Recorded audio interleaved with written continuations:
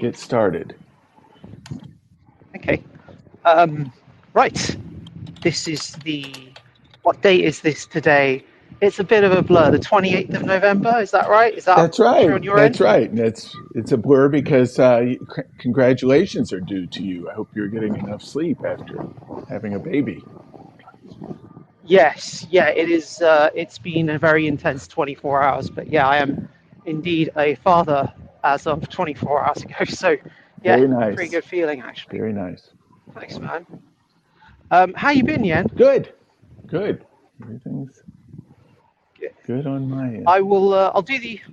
No, no, it's really good to hear. I'll do the introductions and start the show then. Okay. Um, Hi, I'm Dr. Kapil Amarasinga. I am a advisor and public face for the Particl project, which is a privacy project. Joining me is Yana Shah, who happens to be a public face for the Pivx project, which is also a privacy project in the sort of cryptocurrency ecosystem. Also, just joining us on stage right now is Ruben, who is also very much a public face for the Firo project, which is another sort of wonderful privacy project and cryptocurrency. And also, hopefully, joining us on stage will be Ravaga Howell from the Xano project, who is sort of our sort of special guest today on what we call the Privacy Roundtable. We finally have an agreed name on that. Is that right, guys? That's right. Sorry. And I know that we are holding the topic today on Binance. There's so much that's been happening, hasn't there? Like Binance, Bittrex shuts down, and then Binance in literally 1 week. This place is a never-ending drama, as it were, but really interesting. It has really interesting implications for privacy coins, particularly in the overall regulatory sphere. So I was going to say, Ian, your thoughts. I was hoping you could maybe start a little bit with us on this. Sure. I'll kick Get it your off. perspective. So the crackdown on Binance, of course, came in the U.S. and I guess I'm a U.S. representative here. It was a joint effort with multiple agencies, the Department of Justice. There was a big press conference. Some may have seen it. I don't know. It was half an hour long, and it had two cabinet members involving it up on stage. And they announced the crackdown. They involves a really big fine, like 4.3 billion, going from memory, and it also includes fines against individuals, including CZ, the CEO, now former CEO of Binance. And the press conference was really quite something. For those who didn't see it, you can watch a video of it online. Again, it had two cabinet members who are very high-ranking U.S. government officials involved. It had the Attorney General, who represents the Department of Justice, and Janet Yellen, who represents the Treasury Department. She's the Secretary of the Treasury. And they talked up a lot how, they were in, the meaning of this, the very high level of the fine, and the admission, on the part of CZ and on the part of Binance, as a legal entity, to felony charges. Now, I think, and Dr. Cap, I'd be interested in your take on the repercussions of that. But my take of how people took that is they saw it as a bit of overreach, because Binance, okay, maybe they accused him of violating the Bank Secrecy Act, which is this, in my mind, controversial thing going back to 1970 that you have to notify the government of all these financial transactions. But that doesn't really resonate all that much with Binance's customers or people in general. I mean, what people mostly just don't want to be cheated in the space, right? And it didn't come out that Binance had cheated any of its customers. And I think that, coming down so hard on them and has made CZ into something of a martyr. That's my reading of the way people have responded. I mean, he was a more controversial figure before this happened than he is after it. People seem as they worried about Binance, maybe doing a rug pull or something, and that went away with these actions because it didn't come out that they had cheated their customers. And so that's kind of would be my take, I guess, Dr. Cap, on the like the situation with Binance, and the news keeps trickling out. They CZ, who actually he's a citizen, as I understand it, of the UAE and Canada. I think he has like dual passports, but the UAE doesn't have an extradition treaty with the U.S. So he could go to the UAE and not be extradited. He voluntarily came to the U.S., and then the judge told him he couldn't leave the U.S. until he gets, sentenced. I think it's early next year. And so this kind of information keeps trickling out about the case, and they may seek, some prison time for CZ, which I think will, in my mind, that will add to his martyrdom. But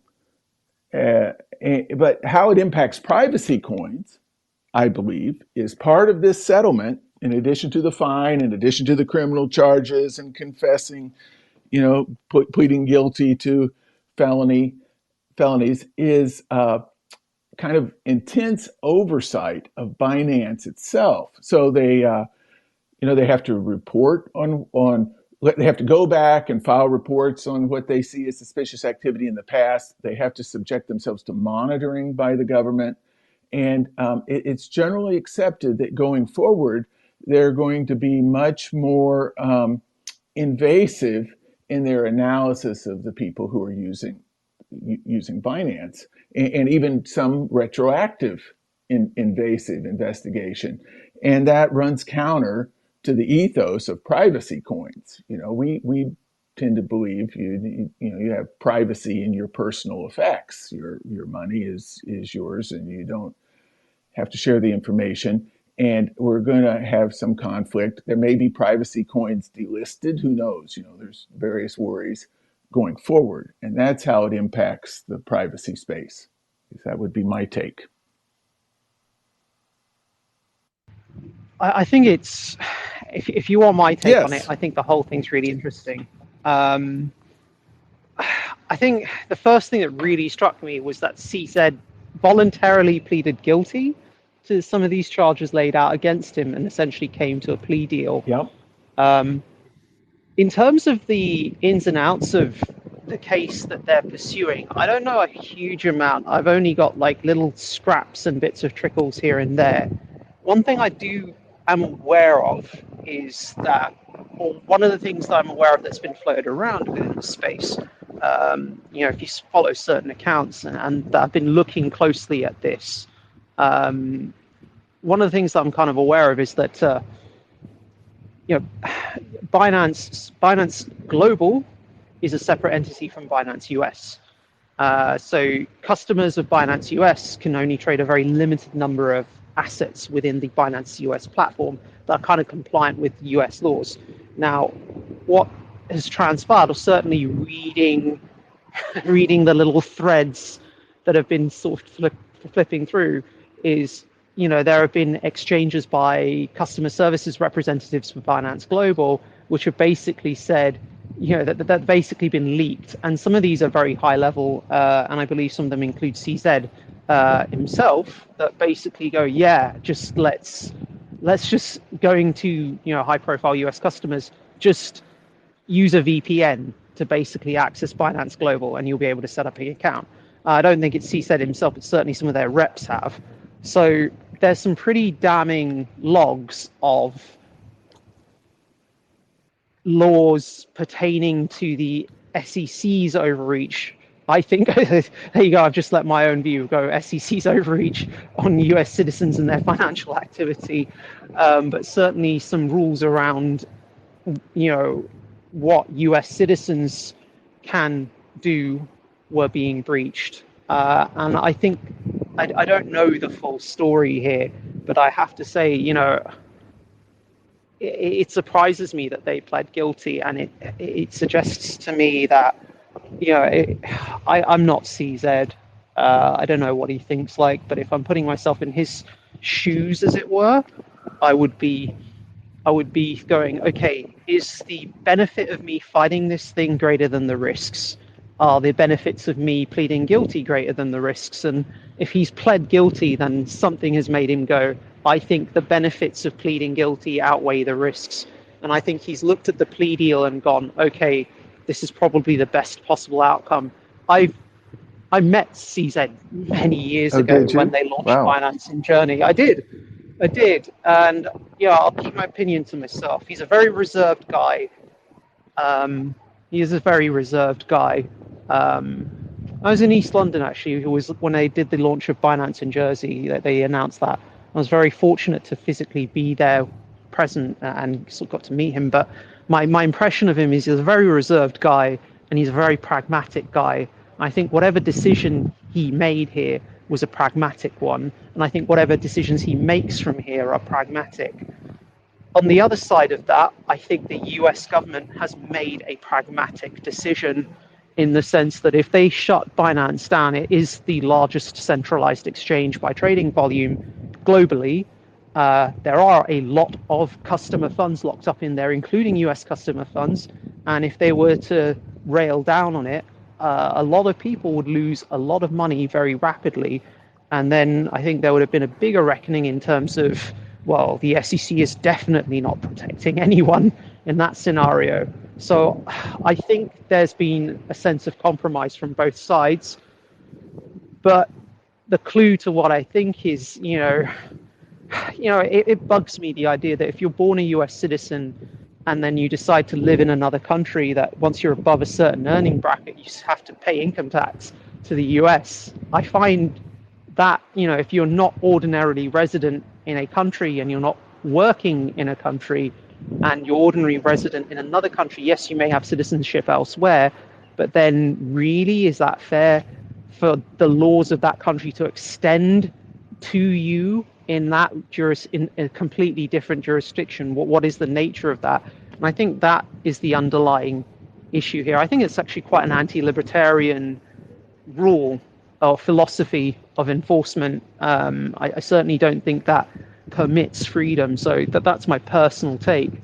Right. Well, it certainly I is can go on about this. anti-libertarian. Yes. Yeah. Yeah, I think it kind of runs spirit to this idea of adventure, discovery, and freedom, that your host citizenship or your host, birthright of citizenship can exert such a wide-reaching influence on you in that way. Yeah. Well, right. I found it a little disappointing, actually, that they pleaded guilty rather than fighting it. But like you say, it had to have been a practical decision. And I mean, look, like that press, meeting. There were the Secretary of Treasury was there. The Attorney General was there. Think of the resources they were bringing against Binance. And what we're finding, and you mentioned the SEC, it's definitely happening with the SEC. They launched this investigation, and they have like immense resources to like attack people and companies. And what do you do against just a relentless assault? Whether or not the law is behind them, right? They can launch a withering assault where they issue subpoenas. You have to answer like legal questions.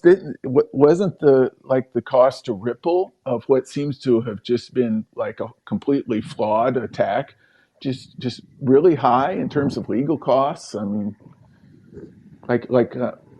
hundreds of millions of dollars. And so you have to think he was looking at that, and even apart from the legal questions, just countering that attack would lead him to make his decision. And I think that's that's a sad state of affairs when you.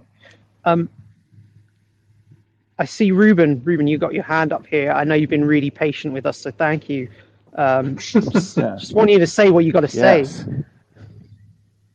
Yeah, well, first of all, I'm Ruben. You guys definitely Sorry about that, by the way. Yeah, so I'm the project steward of Firo. And yeah, actually, I mean, I've also met CZ, and I think we were one of the very early coins that were listed on Binance, like back in 2000. Oh, but when was it? Like maybe 2018 or so. So pretty early, 2017 Oh, maybe. nice. And so I've had the opportunity to kind of like see how Binance grew. And I mean, okay, putting aside the legality and whatnot, I mean, and whether I'm not one to hero worship, but I do have to say that Binance has done a lot, and CZ has done a lot in making crypto much more mainstream and much more acceptable, in the public opinion, right? And I also think that on the one hand, I am also quite certain that in pursuit of growth, especially like the way they were set up was kind of like, we're going to try to play in the legal gray area and just try to grow as fast as possible and then legitimize. And some people see that as like, oh, that's the wrong way to do it. But if you take a look at so many other startups today, like if you take a look at like Uber, Right. right? Uber's a great Or you take a example. look at, yeah, and the other, the Airbnb, right? It's like you get to the size that you need to do, and in a way, that's what Bitcoin is trying to do, right? We are trying to outpace growth before the regulators can keep up, and therefore once we are big enough, then we have the power to kind of like deal with whatever that comes then, right? So on the one hand, it's like I do think that definitely, like, when you talk about money laundering, the way they've painted it is also very like anti-China. And because like although CZ, he probably was born in China and then moved to Canada when he was 12 years old. The fact that they had to keep on mentioning it, the fact that they keep on saying he's Chinese national or no Chinese born or something like that, and I find it's almost kind of like racist, right? And I was also very disappointed to see all the other exchanges like gloating. Like when the announcement came out, Coinbase started like gloating. Even Kraken also was like, "Oh yeah, gloating." But I also can understand because they had to play by the rules for a lot longer, and watch while Binance kind of leapfrog them because they're much more flexible, right? So I'm very sure, like, I don't think it's very different, like than an FTX scenario where this guy was out to like defraud customers. Here is more like I just want to get big. I don't really care about the laws. Crypto is supposed to be decentralized. We don't have a headquarters and all of that. So I think the intention is different here. And while you guys may think like, oh, it's sad that CZ is stepping down, I do think that the mountain of evidence definitely, I think it's quite clear. I mean, there's so many people like in the space that knows that this happened, especially in the early days of Binance. But then they tried to legitimize, they hired all these regulators, but they're going after them for the previous stuff that they did while they were still kind of in the Wild West. And that's kind of unfortunate. But him resigning, him reaching a settlement also means that this thing is settled, right? It's not going to like drag on and this thing looming over our head that this thing is going to get shut down completely. Whether this will pan out good or bad in the long run, I mean, we yet to see. But at the same time, as a former lawyer, I'm glad to see regulatory certainty. Yeah. Yeah, I think it opens up the way. I really hate saying this, but overall, I do see it as a big positive for the space. And it comes down to what you said about regulatory clarity.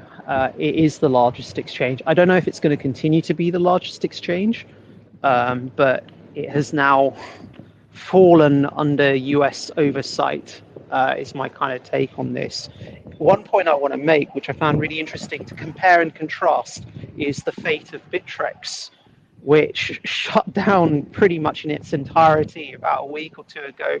And I think, a lot of people who've been in the space for some time have seen that coming. I found it a bit of a shame because it's one of the oldest exchanges as well. and certainly going back to 2016, 2017, it was, the second biggest exchange after Poloniex. It's really funny to see what's happened. Well, not funny. It's kind of sad to see the trajectory and changes to Poloniex and Bittrex, but Bittrex in particular, because I always got the sense, their US operations were headquartered in Seattle, and Bittrex was clearly a project in terms of the way they ran that, I could see that they were trying to play by the rules, and unfortunately, they couldn't remain competitive. And the simple truth is exactly as you said. Exchanges like Binance, they outcompeted. They implemented zero fees. They listed so many different coins, had so much flexibility. And Binance really came into its own from 2017, and from 2018, 19 onwards, it really took over. And you could really see that difference in volumes. The volume shot up on Binance, and they really fell to relative zero on Bittrex. And certainly and in spite of Bittrex trying to play by the rules, the SEC still went after them. And then you saw the shutdown of Bittrex US, and that destroyed consumer confidence, which effectively, and liquidity access for a big chunk of Bittrex, which ultimately led to the closure of Bittrex Global. So I see two compare and contrast stories. One of a movement, I'll call Binance a movement that I think had grown too big to fail. And I think CZ was successful to an extent in getting Binance to the size where an entire government of a superpower had to negotiate a plea deal rather than just go full on, we're shutting you down. I think that's quite an achievement, no matter how you look at it. One thing I'm really curious to kind of get your thoughts on, I don't know if Ravaga's back, but I know... No, I think Ravaga's given up. Yeah, Okay. I think people are having issues joining, unfortunately. Yeah. Fair enough. At least we've still got the recording. I think one of the things I want to kind of get from you and Yen is, you're both listed on Binance, and you're both privacy coins, and the broader global framework has been going after privacy coins. So how do you feel this is potentially going to affect your projects and your ongoing status with Binance? So this is actually like very relevant, but I feel that just thinking that it's a Binance issue only is kind of short-sighted. Not saying that you're short-sighted, but like those people who think it's just a Binance issue is short-sighted, because whatever this happens at Binance is going to ripple effect across all the other exchanges, unless you want to remain to be like a trade ogre or something like that, right? Now, Binance have actually approached us, and their regulatory division basically said that, what are you planning to do about privacy? Because MiCA regulations, which is this market and crypto assets regulations that is coming into force middle of next year, there is right? It is European, but at the same time, just imagine if you have to like wipe off your entire European market. Oh, right. Oh, absolutely. Right. Not only that, it also sets, it's like, why should I bother to kind of like maintain two things? They basically intimated to say that, if you can't solve this, we are going to delist you, right? And this also applies to not just us, but other privacy coins as well. We know they've reached out to Zcash. I don't think they've reached out to Monero, because I don't think Monero is going to give a crap.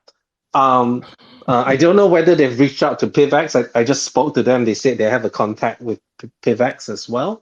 But so we were like in a very difficult position, and we kind of like went to our community. We proposed something, but before I talk about how we kind of solved it and whether it would be solved in the end, maybe let Yanachar speak on what you have been facing, whether you've been dealing with similar issues.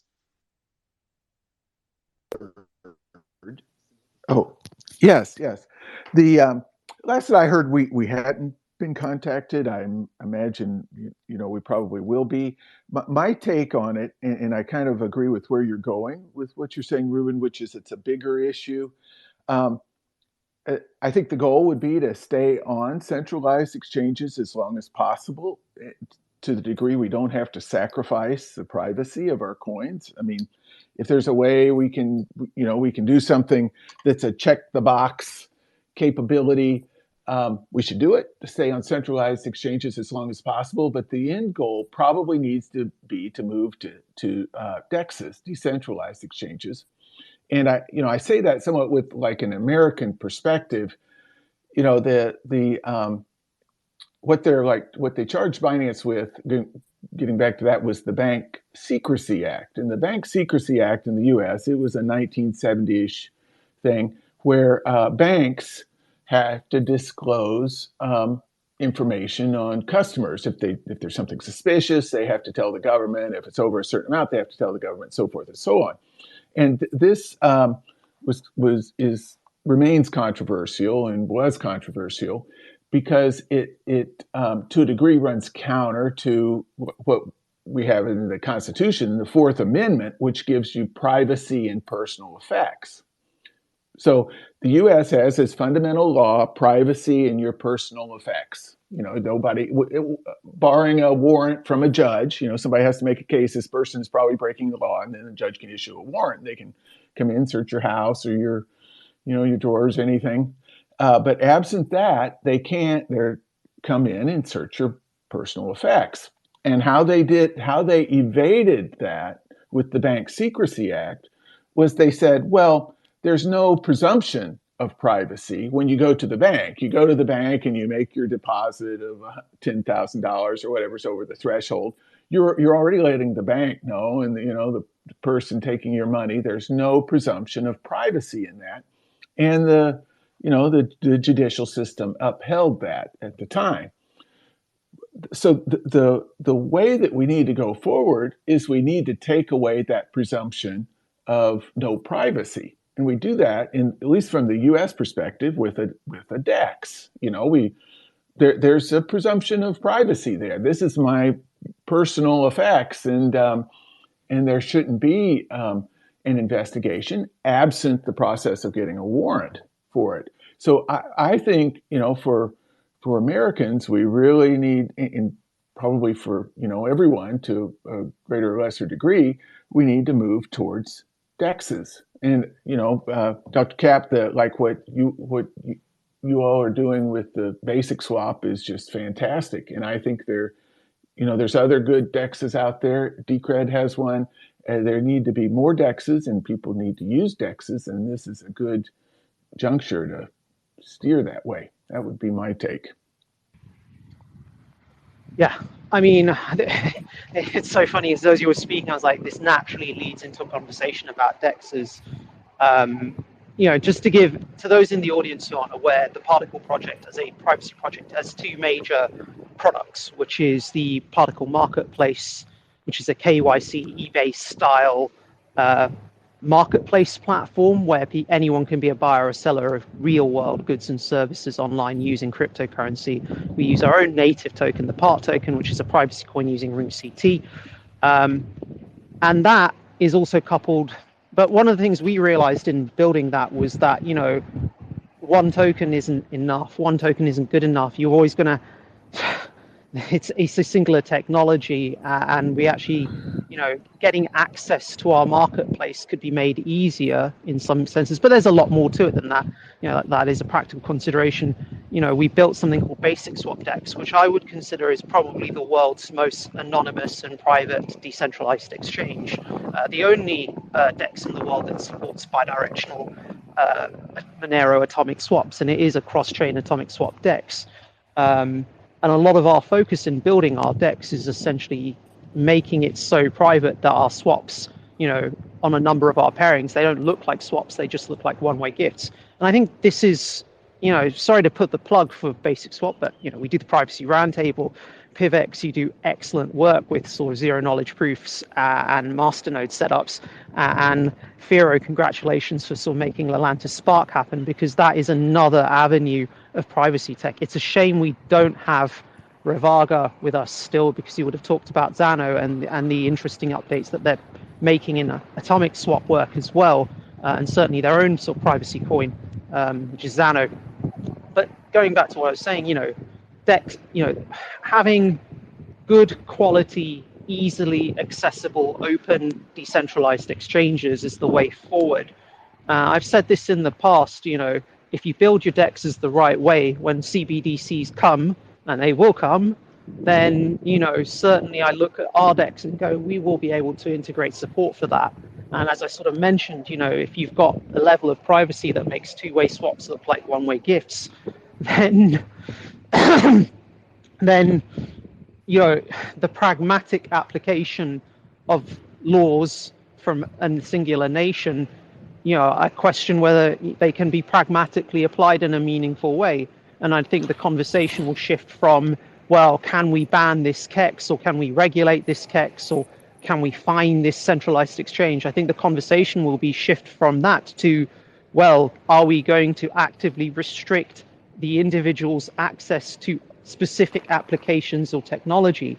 I know that there are certainly policies in place that regulate that for sectors like nuclear arms and nuclear energy, but should that be applied to privacy tech? I don't know. I don't think so personally, but I don't think so either. I don't think so. Yeah.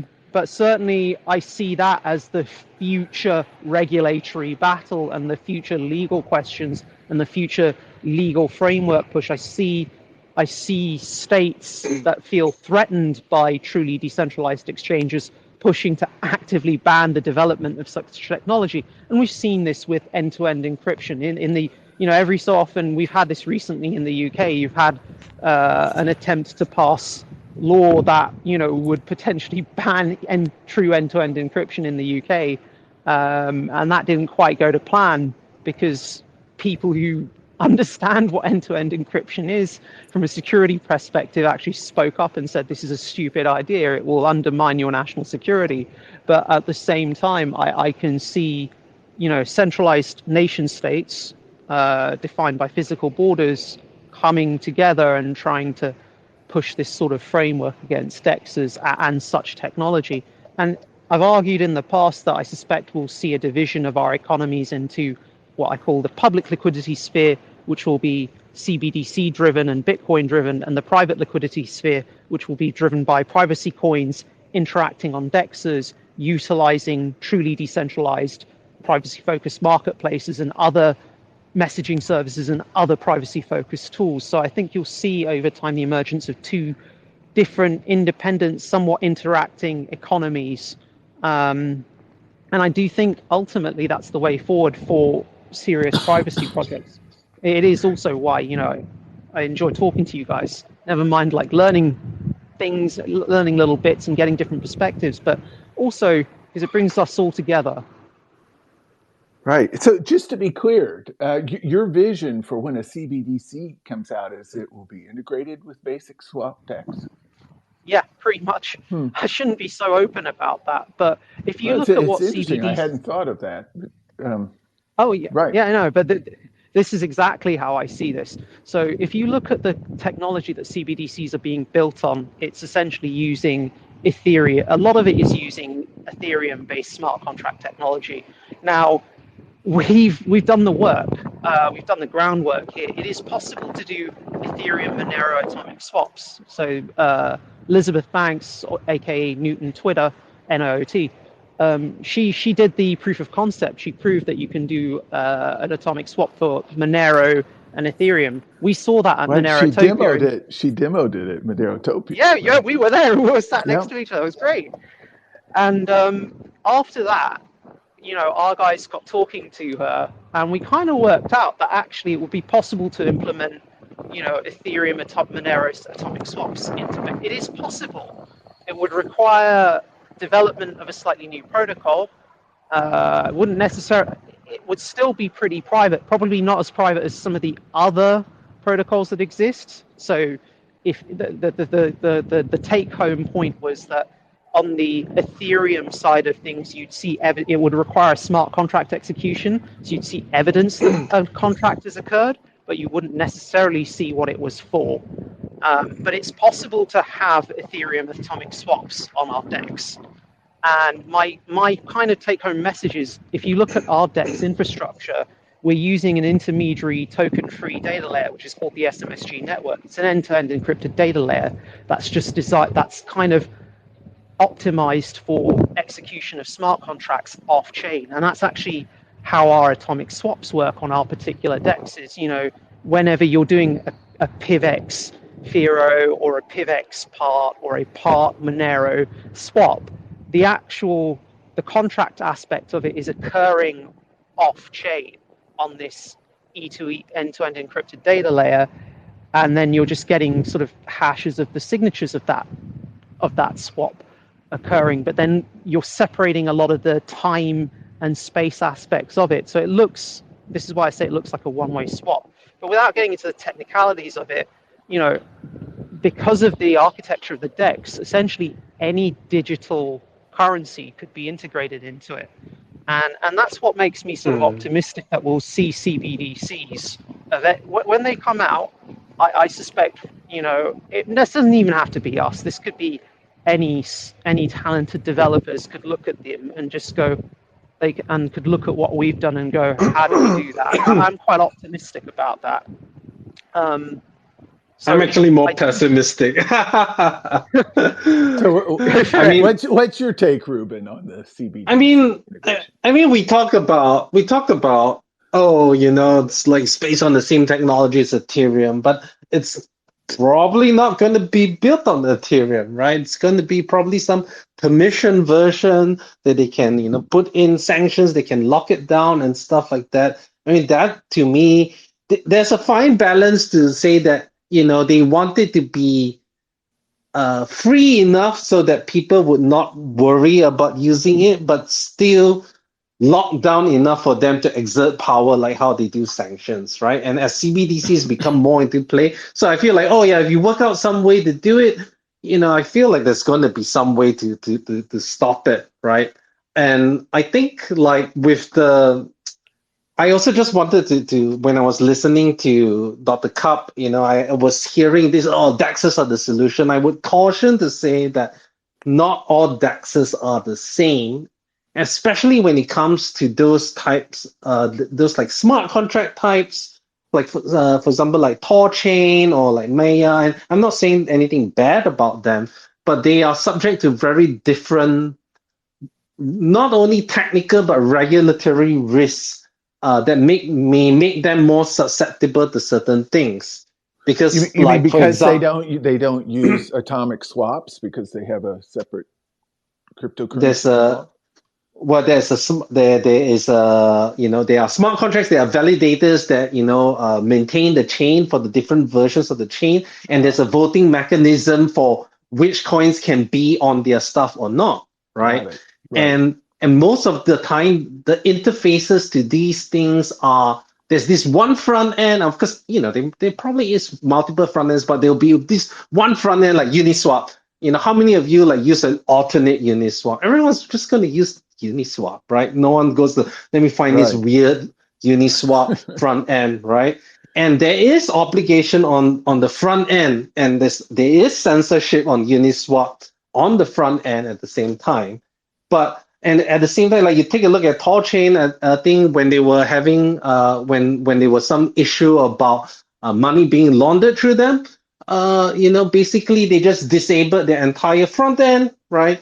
And if you are the validator, especially when the validator is determined by coin holding and stuff like that, you know how this is kind of like, I always find this type of things like a bit of a circle jerk, right? Like you distribute it to your friends, your buddies, and they all become like validators together. Like, you know, it's not like a fairly distributed, right? So all of you like, and most of the validators, you know, tend to be, you know each other, right? So when it comes to push comes to shove, you know, you tell me, am I really going to, like, you know, host this? Am I really not going to implement this and risk going to jail, right? So I think unlike where, like, say something like atomic DEX or basic swap DEX or decrypt DEX, where there's more atomic swap based, when there's more P2P, there's no, I mean, the front end is like a client sitting on your computer. That's Right. much harder to stop, especially when the orders are being placed by the user themselves rather than being held in some sort of smart contract and stuff like that, right? So I think that's interesting, but it also Mm-hmm. detracts from usability, because it means that if you want to do market making, you want to do and I saw Decred DEX starting to introduce their own bots for them to do arbitrage from their DEX on and centralized exchange, which is a great move. And I feel that Yep. the problem with that is that then you have to keep your computer on and running your bots with your funds kind of like exposed-ish, right? At least like placing the orders and stuff like that. Yeah. No, Right. I think that's actually a great point. I think what you said is spot on. It is not just about DEXs, it's actually about looking at the underlying architecture of the DEX. Is it because building a truly private DEX, it's difficult. And as you said, a lot of Uniswap and Thorchain, and certainly Uniswap running on Ethereum, it uses smart contract execution, and it's smart contracts executed on a public blockchain. So all of that activity is publicly viewable. And I don't think those sorts of DEXs are going to be the future of privacy-based coins. I don't think they're going to have the safeguards in place that privacy-focused DEXs will. Super convenient though. Oh yeah, no, they are Yeah. wonderfully run. They are and automated, AMM pooling liquidity. It's fantastic. It's a fantastic innovation. And what they've achieved for liquidity in cryptocurrency has been great. But certainly in terms of privacy, what you've described, you're spot on. It is an arms race. At the moment, I don't know how much individual governments know. I think we shouldn't underestimate every government on the planet. I think what I'm trying to say is I think CBDCs, it is potentially incorporatable. I'm not going to be so pessimistic to say as a government will think everything through, but I think if they're going to go ahead with CBDCs, then they're going to need to explore the technological landscape very thoroughly and think very carefully about how they implement things if they're going to achieve their specific set of intentions. Open the. Oh, did Clark just, I don't know, Yeah. just say It may have open and then dropped. suddenly got cut off? Yeah. I would add one thing to that while we're talking about the basic swap DEX. All listeners, it's really easy to download and get started with the basic swap DEX, and you can configure it to run any of the wallets that basic swap DEX works with. So if you go and download it, configure it to run with Pivx and Firo, and then you'll have a Pivx and a Firo wallet. It's actually a really easy way to get wallets set up for a number of privacy coins. Yeah, really looking forward to when we don't have to run I feel that one of the big issues with all these atomic swap base is that a lot of times you have to maintain the entire node structure It's true. infrastructure You of need to run a yeah. node. Yep, it's true. Yeah. It's true. And It takes a while to set up, but it's such an empowering thing to have, right? Once you have the node, I mean, like you said, it's just software you're running on your computer, and you're talking directly to the blockchains. I don't know. I find it yeah, nice in that I way. like it, but I do hope that we do move to kind of like ZKP type of light nodes where you can kind of Right. Yeah. prove the Yeah, state, so you can maintain 100 chains or so, and it's not too bad, Yeah. Right. Right. yeah, no, I mean, we're working towards client support on our end, so that stuff is all in our roadmap, and we appreciate the trade-offs for that. I'm going to just sort of pause on my end. I'm going to need to head out in about 5 minutes. I just want to change the topic of discussion, but keep it focused back onto Binance. My question here is, do you guys think this is ultimately good or bad for crypto? And I don't necessarily mean just as the technology, but for liquidity and the price. I would love to get your thoughts. And I do have some of my own, but I'll open the floor to you. Well, I'm glad to go first. Whether the Binance action is good or bad for crypto? That's... Yeah. Do you think it's... I'll give a quick summary. I think there's two aspects to it. I think that there's an element of crypto that really needs to be above the laws of any single given country. I think the real empowering feature of crypto is that it becomes almost like a law of nature. So people can group together and form governments and do things to enact laws on how their citizens interact with crypto, but they shouldn't be going and changing the nature of crypto itself. The crypto, the way it runs, should be like a law of nature. I mean, it should be like gold. A government can pass a law that nobody can own gold privately, but they can't pass a law that changes the atomic structure of gold or where it's found or its materials properties. And I think that crypto should be in that same league and exist above the laws of any given legal jurisdiction. And then the legal jurisdictions dictate how their citizens interact with it. From that perspective, I think that it's if anything, it's a good thing. They're shaping crypto into something that exists outside the U.S. legal jurisdiction. And I think that there's an element of that that's good. There's a second element. I'm an American. I'm inside the U.S. jurisdiction. And I think that Americans should be more free to interact with crypto than they are. And I think from that perspective, it's a negative thing. They're coming down, they're complaining about using VPNs, they're complaining about Americans doing things with crypto that pretty much Americans just want to do. And the forces changing it seems to be coming from inside the government rather than from the people. That would be my take. And so I think from that perspective, it's a bad thing. Maybe bad for like within the American system, but good for the macro of crypto. So, yeah, I mean, I think again, it's both good and bad. I mean, if you say overall, I'm just glad, at the beginning of a bull cycle, it's just good to get this shit resolved, right? We don't need another FTX kind of issue. But obviously, unless I think you've been gored. Yes, but after the thing that really worries me are the government monitors that are going to be installed within Binance. And you can't blame them as a regulator, as someone, again, less about growing the business. It's just saying, are you ticking the boxes, right? Like these people, they're just born to tick boxes.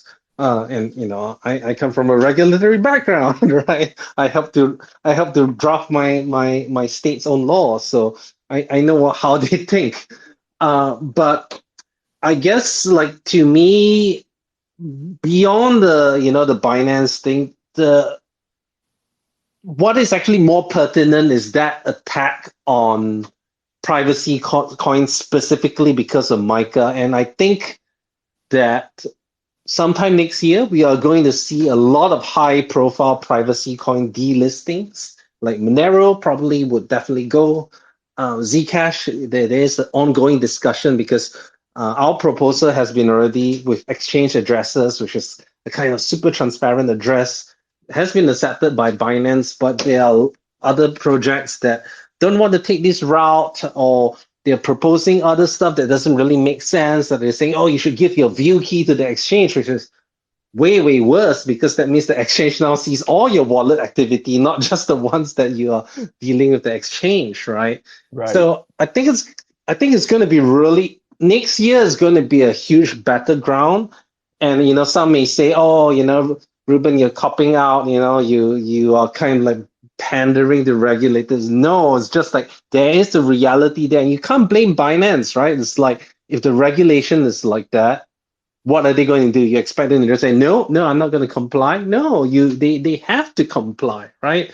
the time to fight that fight in terms of fighting that regulation being passed into law, unfortunately has gotten passed, and that's unfortunately the way EU laws tend to go, where they're kind of like decided behind closed doors, and there's some consultation period, but generally like the average Joe doesn't really have much say in all these things, which is kind of unfortunate. So hopefully, my hope is that with this exchange addresses proposal and all that stuff, they manage to tick all the boxes and say, okay, we've done enough regulation in this area, and then they'll leave us alone. And obviously that gives us time to build up really good DEX infrastructure. And I do think that, while we say that, DEXs can solve everything, we have to realize that centralized exchanges are really good being that gateway between fiat and crypto, right? They are the only ones that, let's say, they can have a bank account, they can like swap in and out, you give you like, fiat dollars, or like even, for example, something like Binance Pay, where you can use in like, real retail stores in here and there and pay people like almost instantly, right?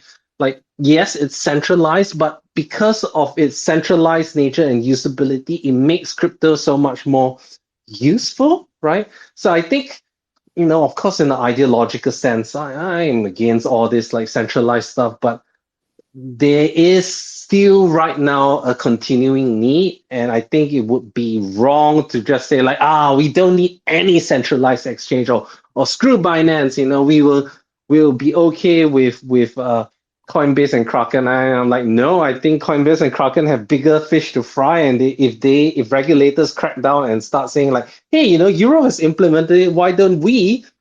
They're going to follow suit as well, because they cannot afford fighting this battle. So yeah. Anyway, I said enough on that.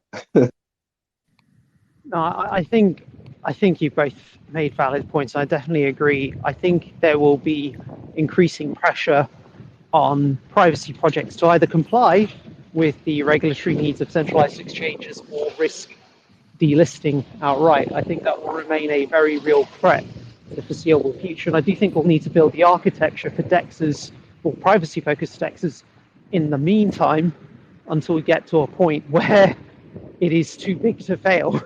And I am optimistic that we can achieve that, but we are on a tightrope right now. And I do think the privacy projects need to come together and work together and share resources. I don't just mean technical resource or social, but kind of like the social resource that we're sharing now, kind of coming together, right, sharing ideas, sharing vision, because that's actually about bringing people together. I maintain that currencies are social capital. The value of a currency is inherent in social. It is a unit of social capital, and the more valuable a currency is, that is simply a reflection of the value of social capital that it holds. And that is why, up to now, the US dollar has been the world's reserve currency, because it has, for the last at least 70 years, been the dominant cultural superpower of the world. And this is going to lead me to my sort of final point before I sort of kind of exit, is that the US has been the culturally dominant superpower, but we are in a period of change. And, you've got big guys in big positions in big governments, including the US, saying we are living in a multipolar world. And a multipolar world is not the unipolar world that the US envisaged 20, 30 years ago, when the US government pursued a neoliberalist agenda quite openly to essentially keep the US as the dominant power. We are in a multipolar world, and what is implicitly, I feel, being said by that is an acknowledgement that the US dollar will no longer remain the reserve currency of the world. What I see with I'm going to call it the Binance acquisition by the United States government, because that's how I read it when I look at Binance reaching a plea deal with the US government, is, the optics to me is this is the acquisition of Binance by the US government. And I think it's actually really bullish for the price of Bitcoin, because one of my more cynical takes is, CryptoGuard asked me this privately. What do you think is going to happen to the price of Bitcoin now that Binance has submitted to US regulatory pressure or scrutiny a lot more? And I basically said to him, look, there are loads of private citizens in the US in very high and powerful backgrounds. Some of these people are blue bloods. Some of these people come from old money. There is a lot of wealthy libertarian blood that is deeply invested into Bitcoin, not just as a speculative currency, but as an idea. But they are invested in it as a speculative, and the people who are invested in it as a speculative currency want it to succeed and to grow. And I think if there is some acknowledgement that the USD is no longer the global currency, then I think what we've got to say is, well, what next? Why is the US bothering to pursue finance?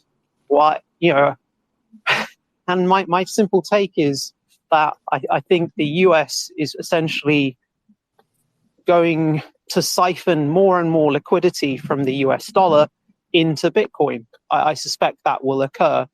I look at the US debt, and I look at how US debt has grown. I look at concerns over the US dollar's debt in relation to its currency, and I can understand the concerns that some people have. But at the same time, I also look at what a significant chunk of that debt is being spent on, and a lot of it is being spent on renewables. And it looks to me, and I said to CryptoGuard, it looks like the US is pursuing a self-sufficiency agenda, an energy independence agenda. They've invested almost $1 trillion into developing renewables. And I think that's part of achieving energy independence and not being reliant on foreign oil exports. And I think if they're trying to do that, it means they're trying to cut away from Saudi. It means I think they're trying to cut away from Saudi and the UAE and the Middle East. And I think the consequence of that is because they want to be isolationist in a multipolar world. And I think Bitcoin will thrive in that scenario as digital gold. So that's what I've got to say there. So I think we've already hit the 1 hour mark. Maybe we can open the floor to questions. And I also see like Veil projects also here as well. Yeah, and there were a couple of questions, I believe, that came in before, including like CryptoGuard sent one about could each participant briefly highlight the key features or innovations in their respective projects that contribute to enhancing user privacy? How do these features differentiate your project in the broader landscape of privacy-focused cryptocurrencies? So, Ruben, would you like to talk about the key features and innovations of Firo? Well, I think, like in a while, like Particl has been, focused on building like marketplaces and also basic swap decks. Pivx have been, all about doing like proof of stake masternode type of system in the Zcash sort of a ZK snarks type of thing. Right. We have been really focused on, I would say, the actual protocol development. So that means like, we don't just use other people's cryptography. We build our stuff, and we've given birth to a whole new family of privacy protocols. And of course, people might ask to say, well, what's the point? Why do we need more privacy protocols? But the thing is that most other privacy protocols, like they have weaknesses. And I'm not saying ours is perfect either, but I think that we're quite close to, we're quite close to getting like, all the elements the boxes that you need to tick. Like it's trustless, very high anonymity, sender amount, privacy, everything, and especially as we're starting to see that, Monero's privacy may not be as good, as techniques develop. There needs to be better technology. Not saying that, Monero's technology is broken and whatnot, but it's an arms race, right? And we are one of those people that are building those arms, right? And I feel that, one of the issues with Zcash is that they build amazing tech. Like their tech is like really groundbreaking stuff, even their stuff with Halo 2. But at the same time, they started becoming much less open about their research, and a lot of the stuff isn't very clear. It gets increasingly complex. I mean, I think, now, ZK starts with Groth 16, which is what, Pirate Chain and Pivx use, which is basically based on sapling, is much, much more well understood now. Of course, it has that trusted setup issue, but then if you start moving to Halo 2, it starts getting a lot more complicated and a lot more opaque. So we wanted to come and kind of create a new type of thing, which is not this general circuit that can prove all sorts of different things. We're building a modular privacy protocol. That means that as new tech comes up, we can upgrade certain components, which kind of make it future-proof. And because it is compartmentalized and modularized, we can analyze its security and know what everything is doing a lot simpler. So yeah, that's why I think why we are doing is important. Like, we're really at the very low level in the sense, like, like very close to building the foundations of privacy protocols. So yeah.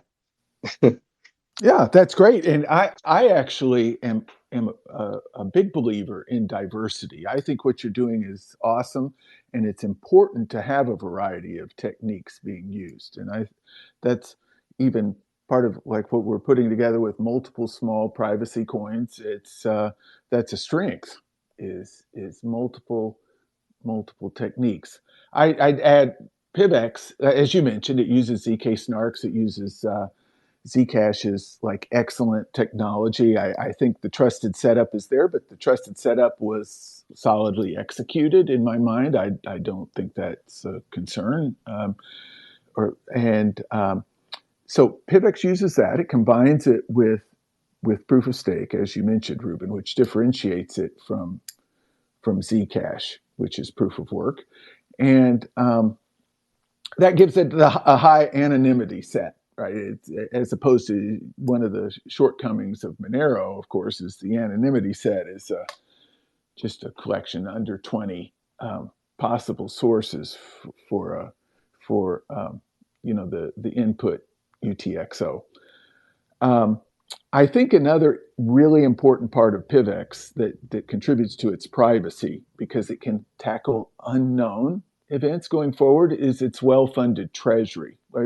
It has a DAO that's managed through masternodes, and that funds ongoing development that can pivot pretty quickly to address issues that come up. And I think that's an important part of its its privacy case as well.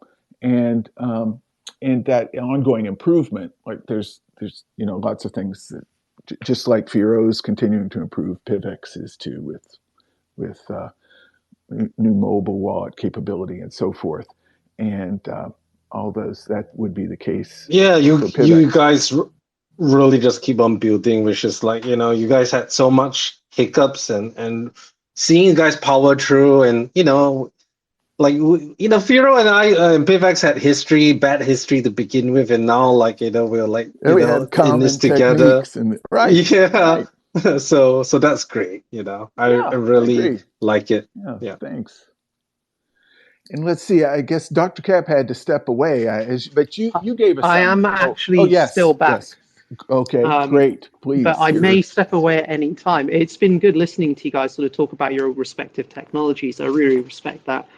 As you sort of mentioned, that there'd been some various beasts in the time, but I think one of the nice things is when you get to meet everyone in person and kind of hang out, as I said before, social currency is kind of the underlying backer for, I think for fiat currency, and it's a cultural phenomena.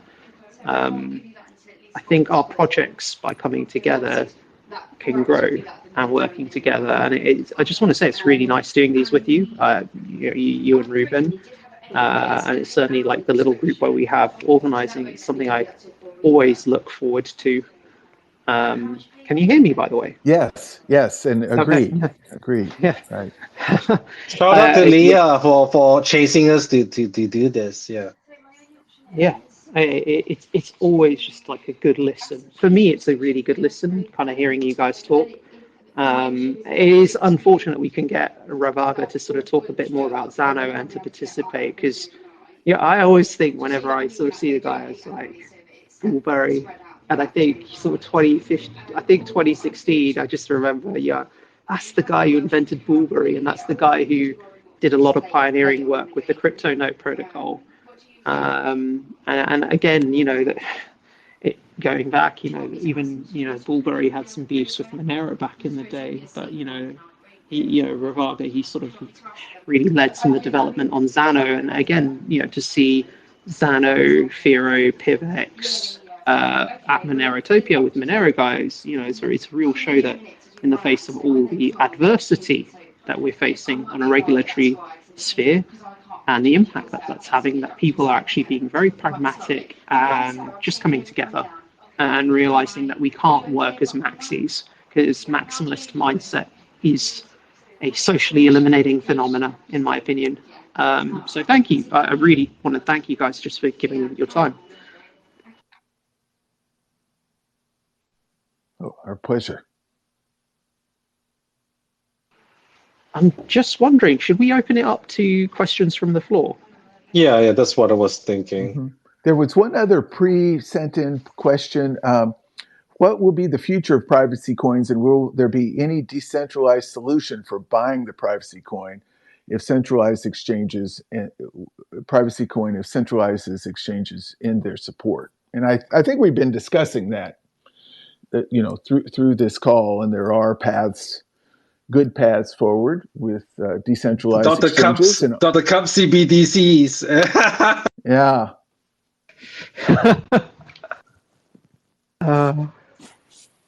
So those are all the pre questions. Yeah, we could. Well, I mean, I'm definitely happy to open up to the floor. If anyone's got any hands to show them, and I'm happy to take questions before we sort of wind up. Oh, well, AJ posted a thing. Call focus of Web3. Oh, I don't know what's all this. Where are these? Some questions from Twitter. Do you want me to read it out? Maybe we'll answer two and then we call it a day. Yeah. Okay. Yeah. So Mulan from Web3 Go says core focus of Web3 has been on privacy, ownership of data, and individuals' data control. How does Particl Pivx project guarantee top security of user data and ensure users have control over the data? Okay, forget that one. I think that's a bot. Okay, let's see. Experts believe mass adoption of cryptocurrencies cannot occur without meaningful privacy protections. Do you agree? What steps is Particl and Pivx? How about Firo? Come on, didn't mention us. Taking to ensure people invest in Web3 privacy. There you go. Oh. Yeah, Yen. And Ruben, yeah, I want your perspectives. Well, I think it's a good point that word needs to get out there. I mean, it's like using transparent cryptocurrencies is actually giving more information away than using the bank, right? I mean, your neighbors can't see your bank statements and so forth. So to some degree, privacy coins are just returning us online to what we have in the real world with cash and, to a lesser degree with bank exchanges. And I don't think that all people realize that, but it's a good point that we need to keep getting the word out. It's not always that we're wanting some new super duper level of privacy. We just want the level of privacy that humanity has enjoyed in the physical world for all of its existence. I mean, even if we don't totally agree, I mean, I love privacy, right? And I think it's really important. But there are some people say, "Oh, privacy is for bad people" and stuff like that. Even if you think like that, one thing that we see, we have to think what was cryptocurrency supposed to be, right? And I think one of the things that Peter Valkenburg, during a session on Congress, was saying is that cryptocurrencies are basically public payment infrastructure, right? In the same way that the internet is public infrastructure for information, Mm-hmm. right? Right. And where, of course, there are some centralizing points, but internet is used for both good and bad, right? But it's like anyone can post on it, anyone can do anything on it, right? And similarly, we have lacked, a way for payments and money as a public global infrastructure. It's always been controlled by the government, kept in silos and stuff like that. And for that to actually be meaningful and for it to actually happen, you definitely need some sort of privacy protection, or else you'll be able to be censored, you'll be able to distinguish this and that. And you can't have a global payment infrastructure if someone can say, shut this down, shut that down, which is actually, kind of already kind of semi happening in Ethereum space, right?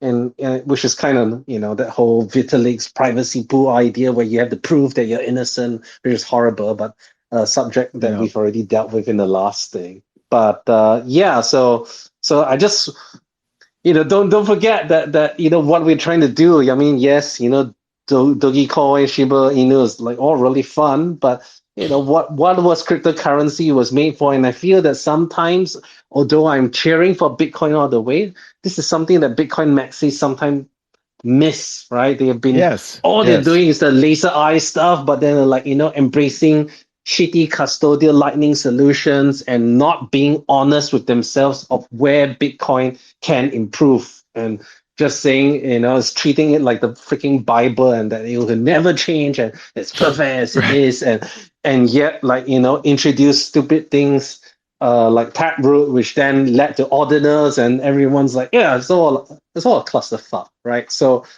I would anyway. I'm on a rant mode, so I will end. That's it. Agreed. Good point.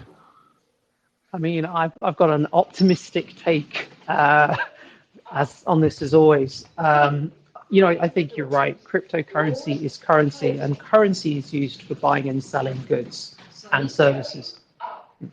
So for me, it's part of the reason I'm such a big fan of the particle marketplace conceptually and in practice, is that this idea that you can buy and sell real world goods online without giving up any personal information using privacy coins. That's a mind-blowing concept, and using privacy-based cryptocurrencies. So it's a platform that supports cryptocurrency for its usage as a currency as opposed to being a spec instrument. And I think that is an incredibly powerful tool. And to me, I look at 11. I look at I kind of look at where we're all going together. I look at the work we're doing with Basic Swap, but I also look at the work that's happening with the marketplace and just thinking, yeah, we're going to integrate multi-currency support one way or another. And that means, using Firo to buy real world goods and using Pivx to buy and sell real world goods, and any other privacy-based cryptocurrency that we integrate into our marketplace. That is going to have game-changing implications globally for e-commerce, and that's going to draw people in. That's going to make people use this, and this is going to make liquidity within privacy coins grow. And I think the more you try to force surveillance universally, the more people who don't want to be surveilled and people who understand the adverse implications of that, how they will turn away and find solutions like the ones that we are collectively building. So that's my optimistic take on that. Yep, I like that. If it's okay with you, I am going to have to check out. So I just want to say thank you, Yen, and thank you, Ruben, so much for hosting me today. And, obviously, I look forward to doing this again with you guys sometime soon once we get the right sort of date and topic lined up. So once again, thank you so much, guys. Really appreciate it. Yeah, thank you. Thanks for hosting. Good discussion. Thank you. Good night, guys. Bye. Bye.